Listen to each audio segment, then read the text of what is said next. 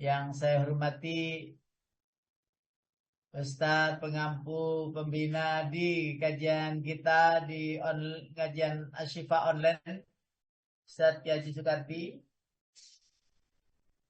Yang saya hormati pula asatidal kiram, yang kita muliakan juga asatid kita yang telah terus menginformasikan segala hal-hal berkenaan dengan ilmu agama. Tidak lain harapan kita, mudah-mudahan ilmu yang kita dapatkan dari beliau semuanya bermanfaat. Dan asatid semuanya diberikan kesehatan lahir dan batin. Agar beliau tetap eksis Amin ya di Rabbal dunia Alamin. mubaligh perdakwahan. Dan mudah-mudahan kita semuanya, bapak-bapak, ibu-ibu yang saya muliakan, yang saya cintai, mendapati karunia ilmu yang bermanfaat. Amin ya Rabbal Alamin. Betapa sulit, benar-benar sulit untuk istiqomah. Betapa juga sulit untuk mendapati ilmu sabar. Untuk kita praktekkan. Juga betapa sulit kita menjajaki ilmu ikhlas. Yang godaan iblis setan gak ngaruh, gak ngefek bagi yang memilikinya. Dan betapa mulia orang-orang yang telah mendawamkan, mengistiqomahi keikhlasan, kesabaran, keistiqomahan dalam beribadah kepada Allah. Bapak Ibu yang saya hormati, sepekan telah berlalu, sepekan lagi akan kita mendapati suasana baru di tahun baru, atau suasana pancet lama di tahun baru, atau ada hal yang lain yang bisa menjadikan kita ini benar-benar tambah maksimalnya ngaji, tambah maksimalnya dakwah, bertambah maksimalnya cari ilmu, atau kita masih tetap bahasan itu ada pada pagi hari ini. Mudah-mudahan kita dapat sesuatu yang baru dari apa yang akan kita kaji pagi ini. Memang materinya itu rada bulat bae, lek apa judule ngono iku ya. Judul apa Ustaz? Judul kok ngono, aku bingung aku maksudnya. Ya memang bingung dulu, nggak tahu dulu baru tahu nanti. Keyakinan yang merusak. Saya hadirkan ini sebenarnya ada materi lain, topik lain, tetapi kok rasanya ini penting. Karena ada di penghujung akhir tahun biasa. Bahas-bahas tentang ya sedikit-sedikit bahas sebagaimana ustadz-ustadz yang sebelumnya. Ya nimbrung-nimbrung di dunia Natal, di dunia akhir tahun, ya, yang disebut Nataru, Natal dan Tahun Baru. Walaupun kita ya, kalau saya sih haram merayakan ikut euforia di Tahun Baru. Lalu ya mungkin ada yang keluar monggo, tetapi saya tidak keluar kota. Ya biasa saja, ya muhasabah saja di rumah. Ya mengontrol kembali, merajut kembali yang tercecer-cecer untuk lompatan di tahun baru nanti itu begini begitu dan lain sebagainya, mengumpulkan sisa-sisa kekuatan untuk mengamati keluarga, ya saudara-saudara, mengamati lingkungan-lingkungan, apakah diantaranya belum tercerahkan dengan materi agama. Lalu tanya-tanya info-info di tempat-tempat yang jauh. Apakah ada kebutuhan untuk ini, untuk itu, dan sebagainya yang perlu diviralkan untuk dibantu, dan lain sebagainya. Sehingga tahun baru di perjalanan entah itu secara pribadi maupun secara vertikal kepada Allah maksudnya, atau sosial horizontal kepada sesama. Apakah sudah selesai dikoreksi semuanya setahun ini? Apakah masih biasa-biasa saja? Maka siapa-siapa yang sudah mampu mengoreksi di kehidupannya, muhasabah di kehidupannya, insya Allah dia tidak dihisab oleh Allah di akhirat. Karena kita sudah menghisab dengan ricik, menghisab dengan bagus apa yang telah aku lakukan di tahun ini, yang telah aku habiskan umur. Lalu berdoa kepada Allah, ya Allah umur tersisa jadikanlah yang terbaik. Dan seterusnya, dan seterusnya. Nah, berkeyakinan, berhubungan dengan itu, begini Bapak Ibu yang dirahmati Allah. Apa sih pengaruh keyakinan yang keliru? Ada sih orang bilang begini, hidup tidak dahsyat, tidak cemerlang, dan berdaya guna. Artinya apa? Kayak keyakinan, meyakini sesuatu itu kalau hambar ya, biasa-biasa saja ya. Itu hidupnya itu tidak semangat. Tentu tidak ada prestasi, baik di sisi manusia maupun di sisi Allah. Terus juga tidak berdaya guna. Jadi pengaruh yang image, apa itu namanya, pikiran ya, mind, atau apalagi itu namanya, keputusan yang keliru yang masuk di otak kita, itu menjadi hidup itu tidak heboh. Padahal hidup ini harus heboh dalam kebaikan maksudnya. Harus heboh. Jadi harus gerak cepat, harus ada pengaruh secara signifikan. Tidak boleh biasa-biasa saja. Kenapa orang itu jadi biasa-biasa saja? Karena nggak ada kesimpulan dalam pikiran itu yang membuat kita itu berdaya guna. Hidupnya tidak cemerlang. Biasa saja. Padahal Allah sudah bukakan Al-Quran 30 juz itu agar kita itu hidup itu tidak biasa-biasa saja. Enggak biasa-biasa saja. Dalam ilmu matang, umpamanya matang di fikih. Atau kalau mungkin berat di fikih, matang di Al-Qurannya. Atau berat di Al-Quran mungkin matang di materi ilmu pengetahuannya. Kalau tidak materi pengetahuannya matang di dunia pendidikannya dan seterusnya dan seterusnya. Jadi ada yang namanya ahli yang benar-benar ahli. Yang kedua, pengaruh dan keyakinan yang keliru akan menjadikan iman menjadi datar, bahkan rendah. Jadi iman kok biasa-biasa saja, tidak boleh. Itu berarti karena kesimpulan, hipotesa yang dia pikirkan itu tidak luar biasa. Sehingga iman itu ya data-data saja. Kalau umpamanya ada sesuatu yang baik ya, yang positif, itu kadang pikiran kita itu kan, wah ini senang, positif dan sebagainya. Kalau ada yang negatif itu berhenti. Kalau ada perjuangan itu yang mendapatkan hasil, itu semangat.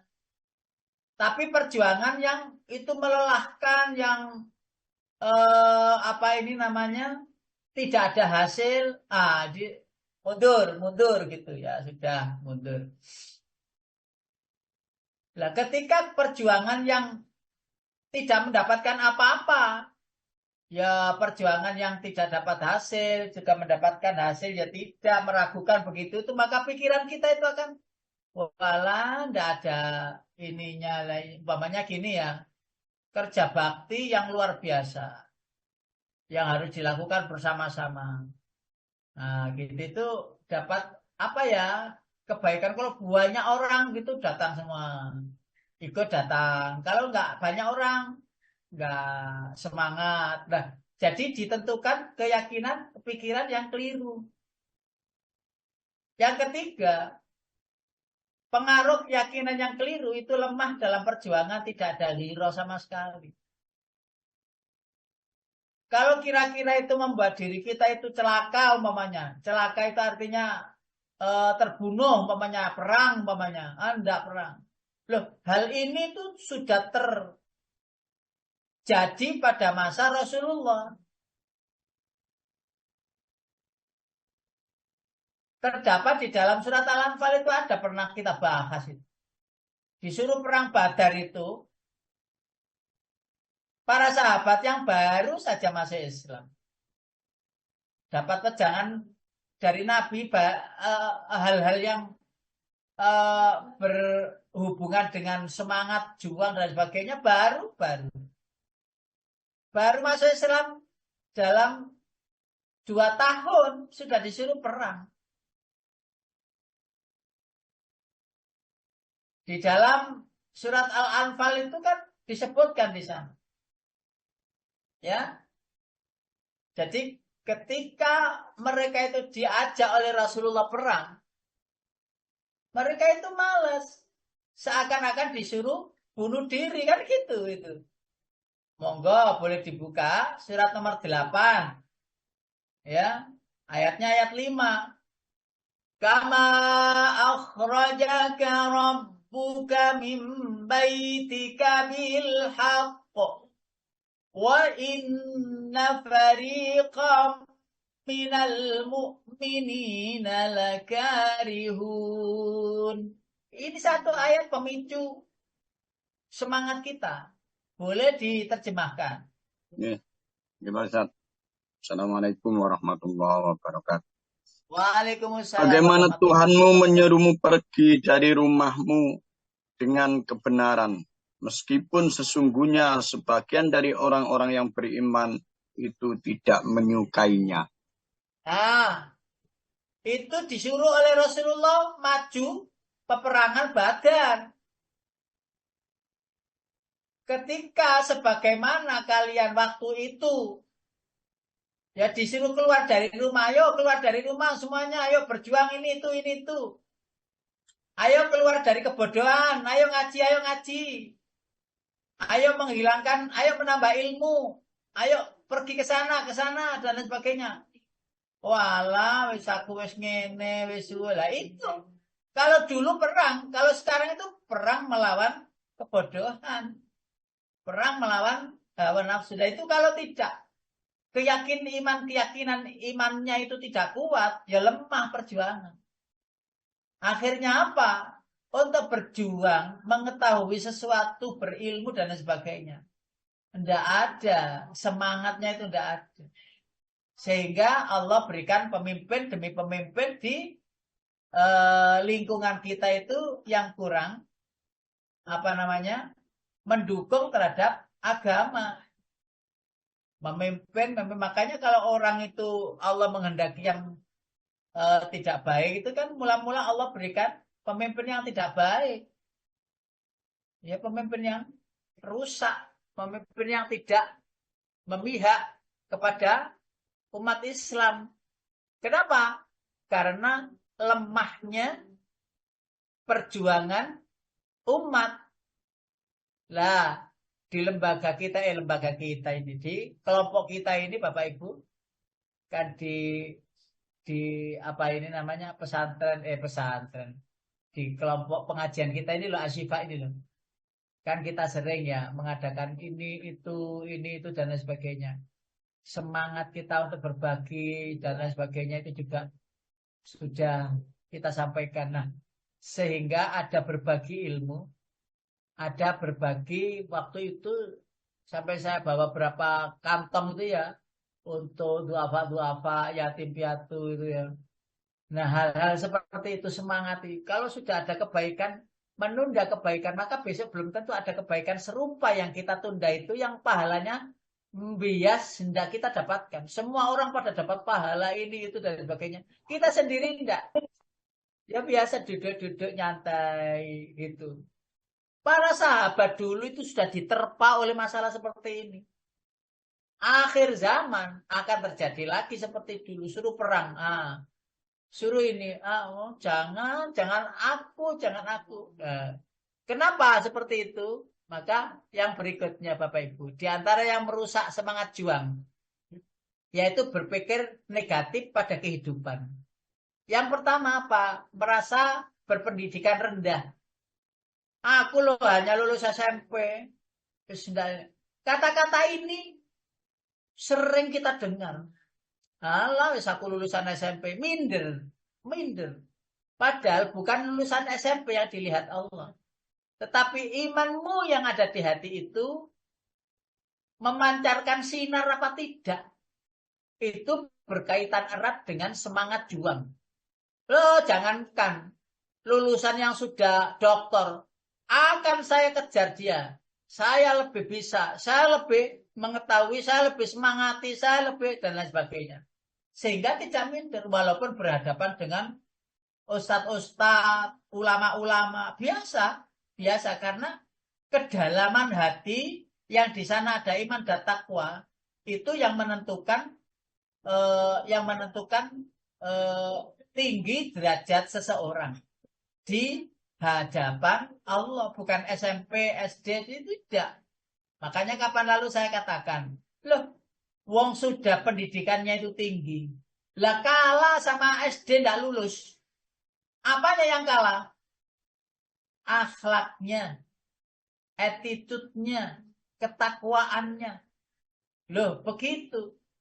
Ya, semangatnya itu harus tetap dipompa walaupun gak lulus SD Ustaz, saya ini SMP saja lulusannya itu saya gak ini lah. Insya Allah di kelompok ini itu mayoritas lah berpendidikan yang tinggi, sudah sarjana sehingga tidak layak.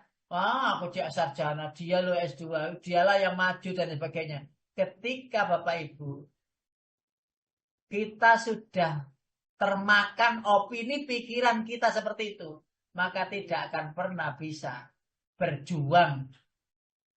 Kalau Ustaz saya itu lo ngaji saya itu lo cipel gak pelgu, pedot-pedot, napasnya sentek bisa. Ketika disuruh tampil untuk membacakan ayat, maka lisan ini tidak boleh tersekat, terkunci, harus diucapkan, harus dibacakan, walaupun hanya sekedar ayat-ayat pendek yang itu mungkin sudah lama kita hafal, kita bacakan inna a'tainakal kautsar fasalli li rabbika wanhar inna syani'aka huwal abtar. Sadaqallahul azim. Assalamualaikum warahmatullahi wabarakatuh. Gitu saja. Jadi semua yang pernah membaca Al-Quran di Asyifa ini, ketika ada pertemuan Asyifa, ya pilih situ. Siapa saja diacak untuk tampil. Oh inilah hasil ngaji Asyifa. Ya gitu toh.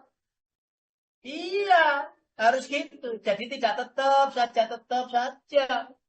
Walaupun sekedar Al-Kautsar ayat 1 sampai 3. Jadi apa yang sering ngerusak pikiran kita itu? Merasa belum bisa, merasa masih di bawah, merasa tidak boleh. Itu yang membuat kita itu tidak bisa maju untuk bersaing. Jadi awas menilai anak acara Asyifa yo. Lah kalau ditunjuk bu panjenengan yang baca Quran koriknya. Oh jangku neng. Loh, wong maca Yasin iki mau ayat 79 karo 80 ya wis lancar. Ya iku ae diwaca. Boleh. Dua ayat itu dibaca. Apa itu tadi? Ya itu tadi. Qul alladzi ja'ala lakum minasyajaril akhdari nara فإذا أنتم منه توقدون Shadaqallahul azim. Ya sudah, satu ayat. Iya, malah jamaah itu senang. Katalah itu yang dari Nganjuk itu. Siapa itu? Putri yang lagunya Gandang Gula itu. Bu Suruh Edi tampil. Suprapti. Tasik dulu sebentar ayatnya. Suruh tampil. Ini lagu kebangsaan Asyifa, umpamanya gitu. Kita tampilkan. Dan itu siapa takut? Loh, berpikir begini ini loh. Bu Edi Yang Ustaz. minder itu loh harus dirubah. Bu Edi Suprapti Ustaz. Ini, ya itu. Wes, diikat aja itu. Dititeni meneh. Dikongkon tampil. Wes saiki wis ndredeg baru dikongkon tampil wis diomongno wis ndredeg san. Waduh. Ojo Ustaz lah gitu. Jangan. Jangan. Jadi yang kita tampilkan itu bukan kita memamerkan kemampuan, bukan. Ketahuilah bahwa ayat-ayat Allah itu mulia. Dari lisan siapa keluar ayat itu, maka dari situlah kemuliaan akan didapat. Makanya Pak Edi tadi mudah-mudahan baca Al-Quran yang kita mensyafaati. Iya, ayat yang keluar dari lisan kita itu akan lancar jika yang pertama hati kita sedang tenang. Itu penting. Terus yang kedua, hati kita itu sudah niatan saya belajar. Wes masih salah-salah baleni ping 10. Wes gak apa-apa tak baleni ping 10. Karena apa? Karena itu lantunan ayat suci. Dan yang terakhir, yang ketiga, penting sekali. Bahwa apa yang kita ucapkan itu adalah apa yang kita dapati nanti di akhirat. Itu. Sehingga membaca benar itu tidak mudah. Karena itu Pak, siapa tadi yang bilang, Ustaz kok tahu saja salahnya. Loh Pak, orang mengetahui salah itu tidak perlu pinter. Orang untuk mengetahui kesalahan orang lain tidak perlu sarjana. Tidak perlu. Orang mengetahui bacaannya orang temannya itu salah, itu gampang. Tapi kalau disuruh baca, hasilnya ya podo. Podo. Jadi sawang sinama melihat orang lain salah itu betapa mudahnya. Itu kan gambaran kehidupan itu. Karena itu kalau ngoreksi bacaan, ya, kalau umpamanya panjenengan di rumah, ngoreksi bacaan di rumah itu ada orang yang mungkin lebih baik panjenengan bacanya. Tetapi kalau untuk ngoreksi, itu dia lebih teliti daripada kita yang membaca. Lebih teliti ngoreksi itu. Jadi diteliti sampai panjang pendeknya, dengungnya, gitu. Teliti itu gitu. Tapi saya mau coba bablas saya. Nah, nggak boleh ketika dikoreksi, ketika dibetulkan, ini kurang betul. Terus, angel aku ini nggak boleh. Hati-hati mengatakan angel dalam membaca Al-Quran. Angel ayat ini. Maka kata angel itu merusak opini pikiran kita. Menjadi yang mudah pun Al-Quran itu dibacanya tetap angel. Padahal mudah. Wongkul ya kafir itu kan mudah. Ya loh. Itu bisa jadi sulit loh. Karena gara-gara ngomong angel. Jadi gak mari-mari. Kul ya kafirun la abudu mata abudu wala antum itu balak-balik. Kok wala antum itu piro pengake. Lakumnya juga ketemu. Lakum dinukum waliyadin itu gak ketemu. Lakum dinukum. Lakum itu gak ketemu. Suwenere wong imami nang. Kadek. Ya apa wala an'abitum ya burine lakum dinukum. Padahal mudah. Ketika kita sudah mengopinikan bahwa Al-Quran itu sulit, maka akan terjadi kesulitan. Karyawan rendah saya ini kayak karyawan rendah. Ojo. Jadi satu komunitas. Saya itu kan dari hotel ke hotel. Ngaji Bapak Ibu. Jadi hotel ini, Ustadz, ini kosong ya, ada kajian nih teman-teman mau apa ini ngecas semangatnya untuk ibadah. Ada waktu kapan? Biasanya saya beri hari Jumat. Jumat sore gitu kosong. Nah, terus ngobrol-ngobrol masalah ini. Karyawan rendah, karyawan yang bawah sampai atas. Kumpulkan jadi satu. Dan kita olah bahwa kita itu harus berprestasi di golongannya masing-masing. Kalau prestasi di golongan masing-masing enak, umpamanya ya bagian tukang parkir. Bagian tukang parkir itu kan wajahnya tempat itu. Umpamanya ya ada hotel itu yang tukang parkirnya itu enak, santun. Iya Bapak, ya boleh taruh situ aja nanti saya parkirkan. Bapak langsung masuk, diparkirkan di tempat yang baik, disimpankan gitu. Itu dikenang, dieling-eling. Ya apa harus parkir gak ketemu maju mundur. Ah sudah Pak taruh situ aja nih. Terus ramahnya parkir itu membuat nyamannya ketika masuk hotel itu. Hotel itu terus di dalamnya resepsionisnya kan seperti itu. Wes panjenengan beralih pikiran ke masjid. Ketika masjid itu begitu sepeda itu ditaruh. Sudah Pak taruh situ aja. Nanti saya yang parkir. Dengan ramah. Terus diparkirkan. Sudah Pak jangan kunci setirnya. Kuncinya di bawah. Ini barang-barangnya di bawah. Sudah nggak ada yang ketinggalan. Diparkirkan dengan baik. Pak lewatnya di situ masjid. Itu untuk laki itu perempuan. Wudhunya di sana. Ini dan sebagainya. Ramah. Ramah. Itu sholat itu jadi khusyuk. Kenapa? Gak kepikiran sepeda. Lah coba. Baru masuk masjid. Terus karyawan yang paling depan itu yang namanya tukang parkir. Itu meneng. Pak taruh situ aja Pak. Ya sepeda itu gitu. Duting-duting gitu. Gak begitu ramah orangnya. Gak ada senyuman dan sebagainya. Atau kadang-kadang itu nesu-nesu sama tukang parkir karena gak bener. Loh gitu itu sholatnya lo gak iso khusyuk. Jadi sholat itu mikir itu tukang parkir. Ya apa ngono. Cik tas melbus geger tukang parkir. Jadi sholat itu mikir parkiran itu mau mikir tukang parkir. Lah begini itu loh. Mulai dari apa ini semangat juang ya itu hilang itu karena berpikir yang negatif tadi itu. Saya itu karena rendahan, saya itu enggak ini sungkan dan sebagainya tidak. Tetaplah itu adalah nilainya ibadah.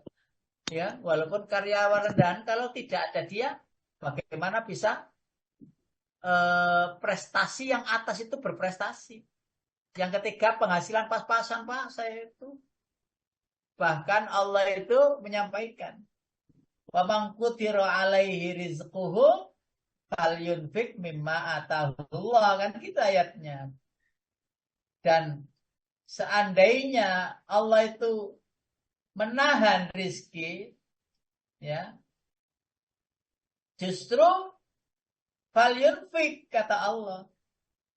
Surat At-Talaq ayat 7. Liyunfiq dzu sa'atin min sa'ati. Wa man qudira alaihi rizquhu falyunfiq mimma atahullah. La yukallifullahu nafsan illa ma ataha. Saya ja'alullahu ba'da usri yusra. Ini ayatnya. Ini. Betapa luar biasanya Allah mengatakan begini, dan ini ayat yang aneh ya. Memang ayat itu banyak yang aneh. Tapi memang Al-Quran itu kalau tidak aneh, banyak yang niru. Wong Al-Quran itu mukjizat. Mukjizat itu kan aneh. Mukjizat itu kan aneh.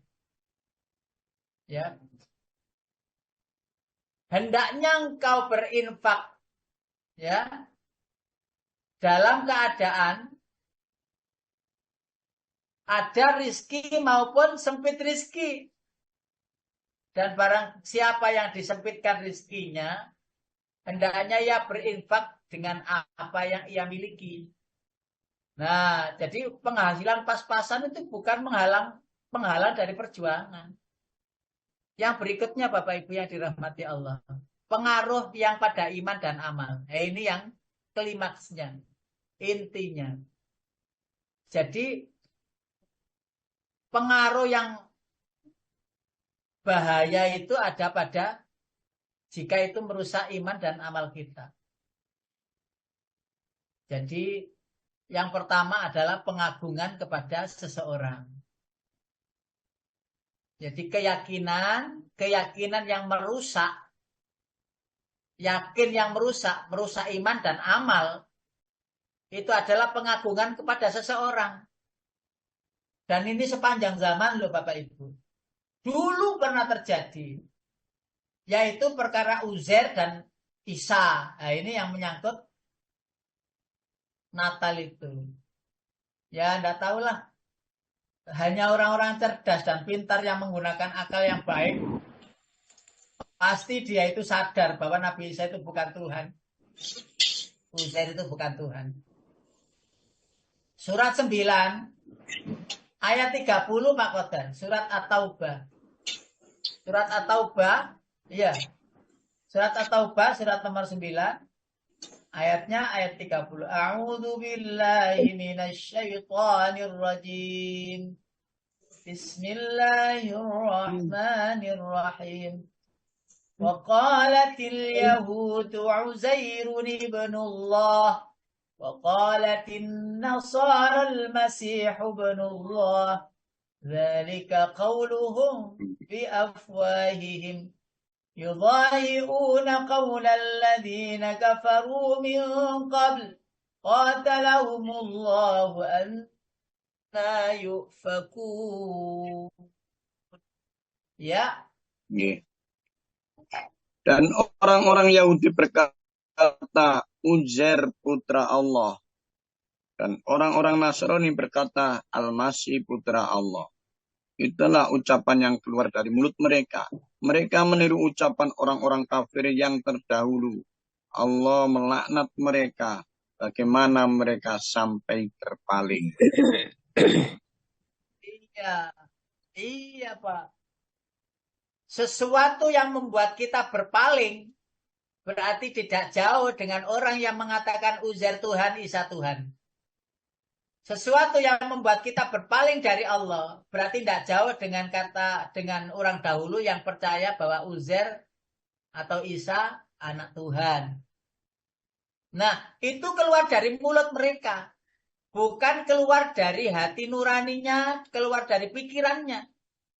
Tapi awal-awalnya omong kosong. Awal-awalnya itu omong kosong. Coba panjenengan pernah mendengar kisah Uzair. Kisah Uzair ini insya Allah Januari di Masjid Al-Ikhlas Mendul Merisi. Akan saya ungkapkan Uzair itu. Sejarah Uzair itu bagaimana. Uzair itu hafal loh Bapak Ibu.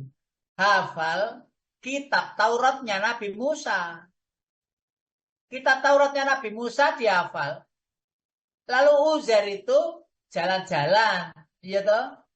Jalan-jalan menuju perjalanan itu di tengah perjalanan istirahat. Lah istirahat itu loh pas ada makam-makam di situ. Tulang-tulang begitu ada. Lah Uzair itu terus berbicara begini. Bagaimana ya Allah itu kok bisa wong tulang-tulang begini ini kok bisa hidup kembali itu gimana ya? Enggak mikir bahwa Allah itu Maha Kuasa. Dan ini memang gumamnya pikirannya Uzair saat itu yang diabadikan di Quran. Lalu tertidur Uzair itu kan 100 tahun. Mi'ata amin. 100 tahun. Turu 100 tahun. Padha karo Ashabul Kahfi 300 tahun lebih. Turu 100 tahun itu gak kembelenger tuh. Turu 100 tahun. Kita itu ya rusak kabeh. Tapi Allah buat demikian. Ya. Lalu 100 tahun itu Uzair membuktikan bahwa keledai yang dibawanya, makanan yang dibawanya sudah kering, habis, keledai juga mati yang ditunggangi itu. Terus Allah bisikkan di dalam dirinya, lihatlah, ya, fandur ilal idhami kaifanun shizuha summa naksuha lahma. Jadi Uzair itu melihat langsung kejadian bagaimana tulang dibungkus dengan daging, daging dibungkus dengan kulit, kulit dibungkus lagi dengan bulu. Itu melihat langsung tulang-tulang keledainya itu dilihat langsung itu loh Uzair. Oh gitu, oh gitu. Maka fandul ilahi marik falina ja'alaka ayatal linasi fandur ilal idhami kaifanuziyal sumanaksu alahma itu. Lalu keledainya itu hidup lagi dan ditunggangi pulang. Pulang itu rumahnya itu sudah banyak, kampungnya sudah bangunan sudah baru dan seterusnya. Ketika orang-orang ditanya mana rumahku nama ini dan sebagainya, nggak ada yang kenal siapa kamu, saya Uzair, loh dan sebagainya. Setelah Uzair itu dikenal di kampungnya itu orang lama-lama yang sudah sepuh-sepuh itu mengingat kembali, oh iya Uzair ini Uzair, akhirnya euforia mula-mula dari mulut mereka, Uzair anak Tuhan, Uzair anak Tuhan, akhirnya Uzair dipertuhankan. Uzair langsung di dalam dirinya, ya memang tidak Uzair tidak merasa dirinya itu bahwa dirinya senang jadi Tuhan. Justru Uzair itu berlindung kepada Allah dari kata-kata mereka. Kata-kata mereka lah yang membuat Uzair itu jadi dituhankan itu. Walaupun Uzair pun juga tidak ada masalah sebagaimana Nabi Isa. Nabi Isa pun juga dituhankan. Itu mula-mula begitu. Panjenengan tahu awal Lia Eden itu. Lia Eden itu. Kan mula-mula itu dia itu dikultuskan. Dia itu loh hebat. Mula-mula gitu. Oh dia loh bisa gini. Dia loh bisa gini. Akhirnya dia menahbiskan diri untuk jadi seseorang yang istimewa. Mirza Ghulam Ahmad begitu. Ketika khutbah di masjid itu, khutbahnya itu enak didengar, suaranya itu pas, ya lantunan-lantunan ayatnya itu ya pas. Lalu ada jamaah yang namanya Abu Bakar itu. Mirza Ghulam Ahmad, seandainya ada nabi lagi sesudahmu, kaulah nabi itu. Saking engkau pandai memberi memberi materi, menguraikan materi, memahamkan kami, suaramu juga dan sebagainya. Langsung jadilah Mirza Ghulam Ahmad itu dikultuskan. Nah ini mula-mula ngerusak iman kan. Sekali kita itu mengatakan atau mengagungkan seseorang, maka akan sirnalah ya pengaruh iman itu sedikit terdegradasi. Akhirnya apa? Iman kita melemah. Maka hal-hal seperti ini harus kita jaga. Yang kedua, pengagungan kepada benda. Pengagungan kepada benda. Ini yang merusak iman dan amal kita. Pengagungan kepada benda ini, Bapak Ibu, panjenengan dulu awal-awal kita ngaji ya, masalah syirik. Sampai di rumah sekarang itu masih tersimpan. Kotak-kotak ada keris, ada pisau, ada tombak, kepala tombak itu ada namanya cincin-cincin, ada yang mau dari itu dikirim ke rumah itu aneh-aneh itu model-modelnya itu ada ya Allah ya. Jadi hal-hal seperti itu benda, bahkan ngapunten yang namanya uang itu ya benda loh Bapak Ibu. Uang itu loh. Duit, fulus. Itu bisa jadi Tuhan loh Bapak Ibu. Bisa jadi Tuhan. Jadi seseorang yang menghambakan diri, hidup adalah uang. Tenaga keluar harus menghasilkan uang. Itu sudah menuhankan uang. Padahal itu kalau tidak ada capnya itu diinjak-injak itu ya nggak ada harganya. Tapi kenapa begitu ada capnya 100, warnanya biru 50, itu jadi rebutan. Seakan-akan begini, kebanyakan orang ya, untungnya di Asifa ini tidak ada. Itu kalau nggak pegang uang, itu stres. Iya Pak. Iya Bu. Kalau Pak Asifa ini masih nggak pegang uang itu nggak stres, biasa saja. Jangan sekarang pegang uang, kan nggak pegang, ada di dompet kan uangnya, nggak pegang, nggak stres karena sudah ada di dompet.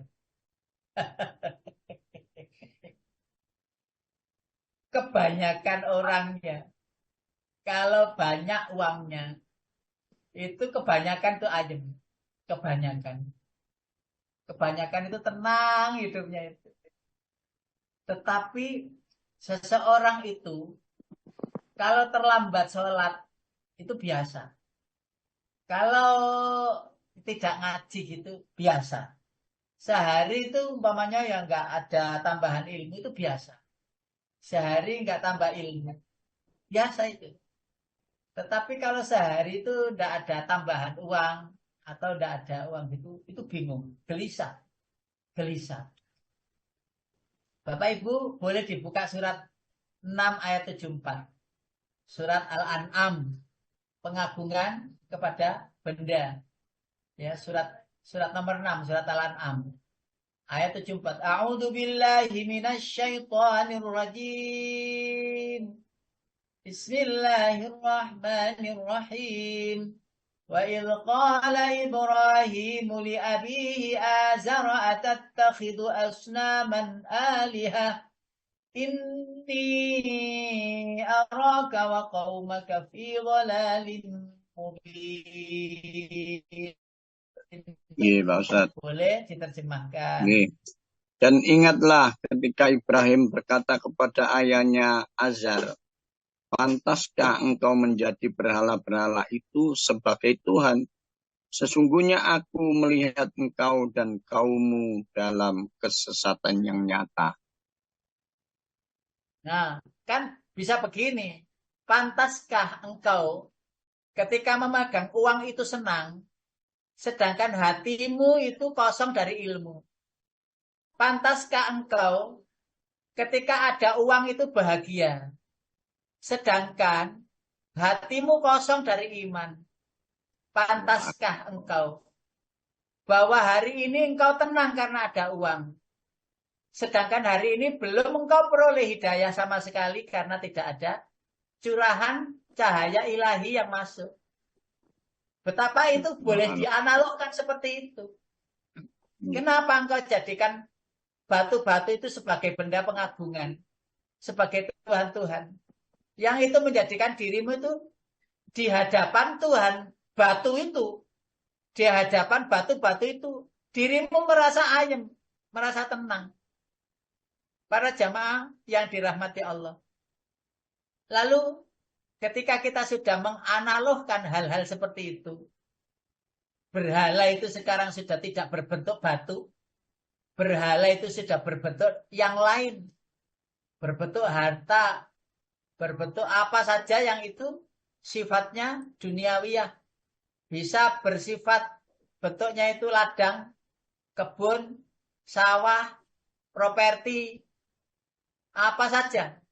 Yang itu menjadikan kita itu tenang ayem. Bukankah Rasulullah Shallallahu Alaihi Wasallam penghulu para rasul, ya, penghulu para ulama, para sahabat, para guru di dunia ini? Rasulullah tidak meninggalkan satu kurma pun ketika menjelang akan tidur. Ya, mengenal Rasulullah. Di dalam buku itu ada yang mengenal kepribadian Rasulullah. Warnanya putih, bergaris-garis warna biru. Ya. Di sana disebutkan bahwa ketika masih ada kurma satu saja, Rasulullah akan sedekahkan jika Rasulullah itu masih dalam keadaan kenyang. Bukankah Rasulullah juga tidak memegang harta apapun dan lain sebagainya?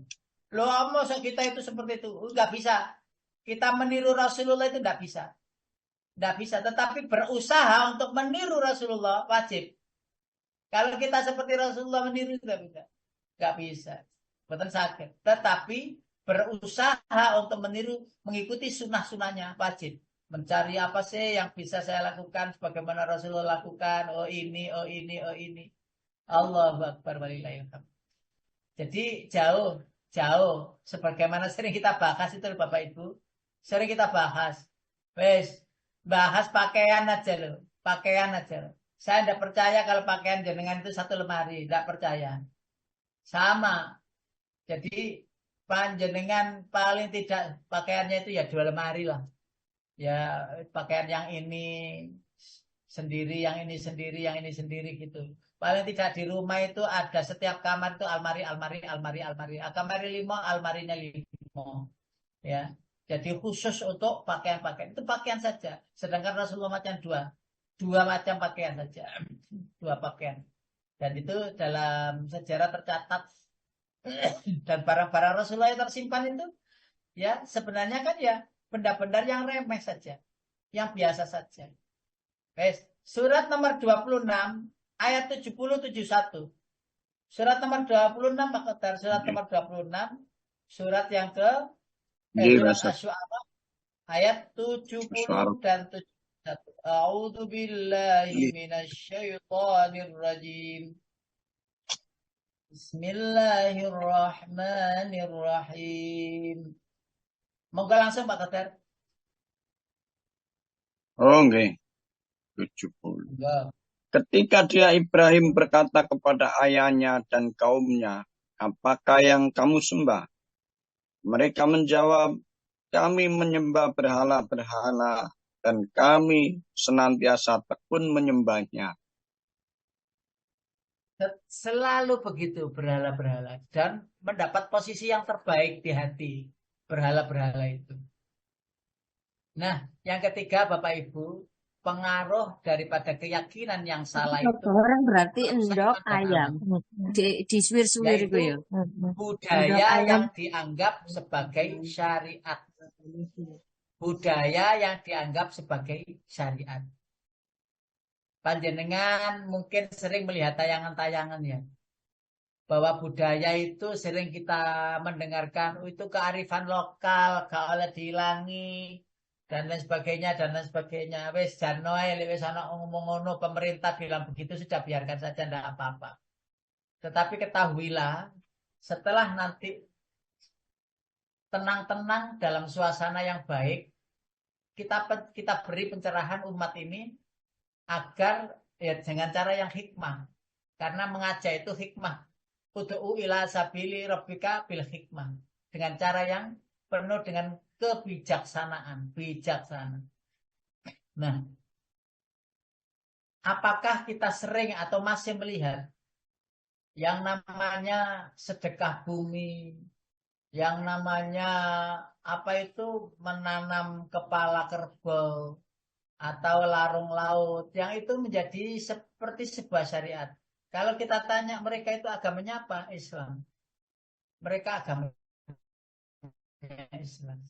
Atau kasodo ketika di Bromo. Mengapunten kalau kasodo ini saudara-saudara kita Muslim, ya karena apa ya namanya ya? Emansipasi, apa itu namanya ya? Ya gotong royong lah di sana ya. Teman-teman kita cukup banyak ikut menjaga keamanan saja, biar karena banyak tamu. Teman kita enggak dulu Pak, dulu Bu. Itu ikut ke sana, ikut ke ngangkut barang-barang yang akan dilemparkan ke sana. Mau ayam hidup, mau kambing hidup dilemparkan ke sana. Karena enggak nutut dilemparkan itu enggak sampai ke kawah. Maka dia kecantol di bibir-bibir kawah gitu. Lalu naik lagi. Karena naik lagi, bukan dimasukkan lagi, tapi diambil orang-orang yang ada di dekat kawah itu, diangkat, dibawa mulai, dibawa pulang. Ya, ayamnya dibawa mulai, wedhus ya dibawa mulai, wong gak nyemplung nanggone. Kalau saya melemparkan itu dilemparkan ketika dilemparkan, itu tidak sampai ke tengah itu. Jadi kersane Allah tidak langsung kebakar lavanya itu, tetapi dia nyangkut di bibirnya, akhirnya diambil orang-orang turun ke sana. Jadi hal-hal yang seperti itu, yang itu dianggap syariat, atau hal-hal yang begini Bapak Ibu, ketika menikahkan anak-anak kita, putri-putri kita. Kan begini, ketika kita itu sudah menyekolahkan anak kita ke pesantren, ya menyekolahkan anak kita ke madrasah, ya ke pondok-pondok, lalu pulang itu membawa ilmu agama yang baik, yang murni dari pondok itu. Lalu ketika menikah itu pakai ini, pakai itu, pakai nampan yang ada makanan-makanan yang ditaruh di atas teropnya itu apa? Lah itu berarti kan ngerusak imannya, ngerusak ilmu yang telah didapat oleh anak-anak kita dari pesantren. Lalu anak-anak kita ketika protes bilangnya wis menengo wae, gak usah melok-melok iki urusane wong tua. Tadi manten aja kakean rewel, menang, gak usah merene-merene, ikut-ikut. Ketika ada yang kesurupan, udah terjadi. Kesurupan itu ada yang bagian masa itu. Berok gitu kayak gak ingat itu. Iki ngono kurang, ayo delekno apa iki jenenge delekno ayam putih mulus. Waktu itu putih mulus yang dicari. Wong saya itu loh, ikut. Wong saya itu suka lihat orang-orang masak gitu itu. Lah kok gitu lah. Saya itu ya diam saja. Saya itu ya masih anak-anak, masih usia-usia SMP. Oh gitu ya. Oh berarti itu. Yo wes nang kono disembelih. Wes kono. Lah kita tuh sadar ya. Lah, orang yang tadi gelepar-gelepar tuh sadar. Lah waktu itu ya saya belum ngerti yang namanya doa-doa ruqyah untuk menghilangkan gitu, belum mengerti, masih SMP. Loh gitu itu jadi syariat yang akhirnya setiap ada acara mesti ada gitunya. Ngapunten, Bromo sekarang panjenengan tahu. Itu sudah musnah itu. Tinggal kecil-kecil saja. Setiap ada acara besar, itu ustadznya yang kita ada di Bromo itu diminta untuk khataman Quran. Jadi pagi sampai siang khataman nang Bromo nang lingkungan Hindu. Yang selama ini tidak pernah ada. Itu selalu khataman anak-anak yang sudah khataman Quran itu diajak. Ustadz, ini besok ada acara ini mau ngaji dulu ya, ngaji di rumah ya. Begitu. Yuk kita ngaji di rumah. Ngaji di sana. Ustadz-ustadz yang diundang itu juga yang di sana itu ya ngaji di rumah. Alhamdulillah. Berarti kan ini sudah lebih baik. Lah sing kota iki sing pikirane iku sehat-sehat iku malam mendawam karena apa mengkultuskan budaya-budaya itu dianggap syariat. Yang itu sebenarnya tidak diperlukan. Loh gini ini bisa terjadi loh Bapak Ibu. Amal kita itu secara tiba-tiba hilang. Ketika kita di akhirat karena melakukan itu ritual-ritual gitu itu yang tidak ada pada syariat. Kita khawatir. Ya saya itu gak ngelarang sing wis dadi, ndak marahi, ndak ngelarang, nggak bagaimana yang sudah terjadi gitu ya wis apa. Maka berpikirlah dengan baik. Sudah, ayo kita itu mencoba belajar yang murni, yang baik, sehingga kita tidak lagi ada yang namanya khalwat ya, kelenik-kelenik yang itu terjadi di lingkungan kita atau mungkin pada keluarga kita. Lah, lho ya apa Ustaz? Wis kadung ya Ustaz. Lah anakku ya wis tobat ngono lah. Saya ulangi lagi, ketika sekali kita melakukannya, kan bisa jadi tuh amal itu hilang. Karena keyakinan kita berubah. Loh kan saya masih syahadat Ustaz. Ya enggak tahu. Bisa jadi itu adalah yang disebut kezaliman, kefasikan. Bisa jadi itu yang dimaksud.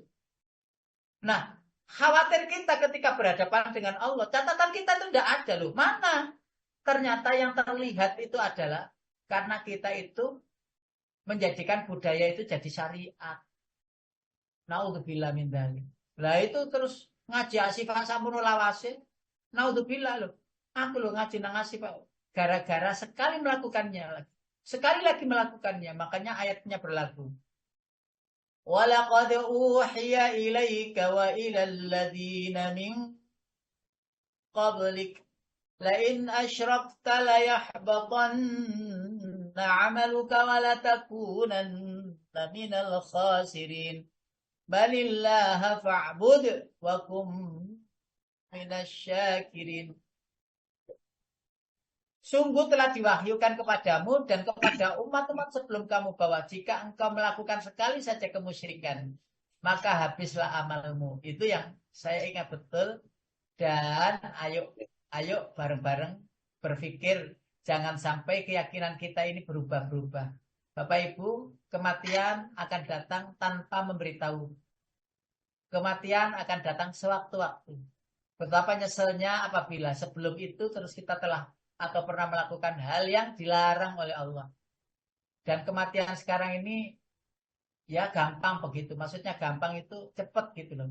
Cepat. Jadi tidak pakai apa sakit-sakit lama-lama gitu ya. Sakit sebentar meninggal, sakit sebentar meninggal. Tahu-tahu di ICU, tahu-tahu meninggal. Ini seperti itu. Jadi pemberitahuannya itu cepat. Maksudnya tanda-tandanya itu cepat sekali.